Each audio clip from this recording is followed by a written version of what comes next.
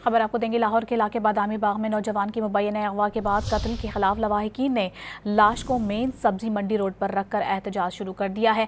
एहतजाज की वजह से सड़क दोनों तरफ से ट्रैफिक के लिए ब्लॉक हो गई है। मज़ीद तफसीलात हासिल करेंगे। नॉन न्यूज़ के नुमाइंदे वसीम रियाज हमारे साथ मौजूद हैं। वसीम, क्या तफसीलात बताएंगे?